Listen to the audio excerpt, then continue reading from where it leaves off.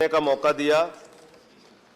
मान्यवर, कल इस सदन में आपातकाल की चर्चा हो रही थी और मुझे आपातकाल की एक घटना याद है। हमारे जिले में 75 वर्ष के एक स्वतंत्रता संग्राम सेनानी थे, उनके ऊपर मीसा एक्ट में मुकदमा लिखा गया और मुकदमा लिखा गया कि वो रेलवे में जो सिग्नल होता है उसको चढ़ के तोड़ रहे थे। 75 साल के स्वतंत्रता संग्राम सेनानी के ऊपर ये कानून मान्यवर कहीं ना कहीं उसी की झलक दिखाता है।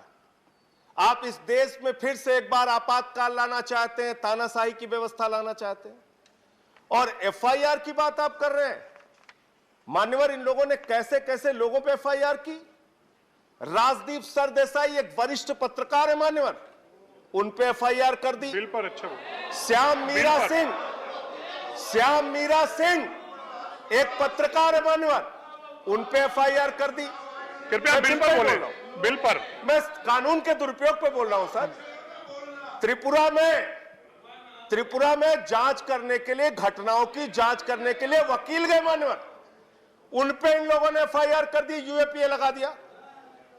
कानून के दुरुपयोग की अगर बात करें मान्यवर, एक दिन में 9 एफआईआर मेरे खिलाफ उत्तर प्रदेश में हुआ। 9 एफआईआर। कृपया बिल पर बोले। राष्ट्रद्रोह का मुकदमा लिखा इन लोगों ने, राष्ट्रद्रोह का मुकदमा 21 मुकदमे लिखे। आप आज खुश हो सकते हैं, खुश होइए, कानून बनाइए, आपके पास संख्या है, आप बनाएंगे। लेकिन कल जब आप सत्ता में नहीं रहेंगे, मेरे वाक्य को याद रखिएगा, इन्हीं कानूनों का आपके खिलाफ दुरुपयोग होगा। जैसे आपातकाल का रोना आज तक रो रहे हो ना आप, ऐसे ही रोना रोगे जब यही कानून आपके खिलाफ होगा। और मैं एक चीज और कहना चाहता हूं मान्यवर, आप सारी जानकारी रख लीजिए किसी अपराधी के बारे में, उसके बाद वो भाग जाता है हिंदुस्तान छोड़ के। 20,000 करोड़ रुपए नीरव मोदी लेके भाग गया, 10,000 करोड़ रुपए विजय माल्या लेके भाग गया, 6,000 करोड़ रुपए नितिन संदेशरा लेके भाग गया। जिस देश के साथ आपकी प्रत्यार्पण संधि नहीं है, वहां से इन लाखों करोड़ के लुटेरों को बुलाओगे कैसे हिंदुस्तान? कैसे बुलाओगे आप? मैंने एक सुझाव सदन में दिया था और माननीय गृह मंत्री जी हैं यहां पे, मैं चाहूंगा आप वो संशोधन कीजिए, कानून लाइए इस देश में। जिसके पास 50 करोड़ से ज्यादा का कर्ज हो, उसका पासपोर्ट जब्त करके रख लीजिए, हिंदुस्तान छोड़ के भागने नहीं पाएगा। आप वो करना नहीं चाहते, आपको पकड़ना है विपक्ष के नेताओं को बिल पर। लेकिन एक बात, अच्छा एक बात और कर रहा हूं मानवर, एक बात कह के खत्म कर रहा हूं अपनी बात। जितना समय उतना तो बोलने दीजिए, बोलिए प्लीज। जितना समय उतना तो बोलने दीजिए, बोलिए आप। ये इस बिल से कुछ करेंगे नहीं करेंगे मान्यवर, सबका साथ सबका विकास जरूर करेंगे, सबका विकास करेंगे और अलग अलग राज्यों में अलग अलग विकास देखने को मिलेगा। गुजरात में किसी टीएमसी वाले नेता पे एफआईआर होगी तो गुजरात में विकास करेंगे। अब बंगाल में टीएमसी वाला नेता इनके खिलाफ मुकदमा लिख देगा तो वहां इनका विकास होगा। पूरे देश में एक दूसरे का विकास करने में लग जाएंगे।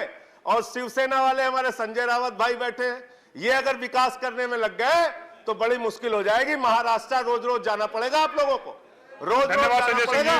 धन्यवाद संजय सिंह। आम आदमी पार्टी की भी सरकार नहीं है पंजाब में। धन्यवाद संजय सिंह। इन झगड़ों में मत पड़ो। धन्यवाद। ऐसे एक दूसरे राज्यों में एफआईआर होती रहेगी, आप लोगों को बुलाया जाता रहेगा। धन्यवाद। सारे काम इसी में लग जाओगे, देश का विकास करोगे। शिक्षा पे काम करो, स्वास्थ्य। धन्यवाद सर, खत्म कर रहा हूँ। सबको 5-5, 10-10 मिनट दिया आपने। प्लीज धन्यवाद। मुझे आप एकदम नहीं बोलने दे रहे। नहीं आपको सर, ये न्याय नहीं है मेरे साथ। प्लीज, ये मेरे हाथ में नहीं है। मैं खत्म कर रहा हूँ सर, मैं खत्म कर रहा हूँ। मैं सिर्फ ये कहना चाहता हूं, आप ये झगड़े लड़ाई की राजनीति छोड़ के कुछ ऐसा काम कीजिए जो लगे कि आप न्याय दिलाना चाहते हैं। करोड़ों केसेस पेंडिंग है इस देश में, धन्यवाद। करोड़ों केसेस, और माननीय प्रधानमंत्री जी ने इसी सदन में कहा था फास्ट ट्रैक कोर्ट बना के हम न्याय करेंगे, अपराधियों पे कार्रवाई करेंगे। विनय विश्वम जी, विनय विश्वम जी please, Bharatiya Janata otherwise on next speaker विनय विश्वम जी। नेताओं पे कार्रवाई, केवल जो विनय विश्वम जी बोलेंगे वो रिकॉर्ड में जाएगा, nothing will go in record. बहुत बढ़िया, थैंक यू सर।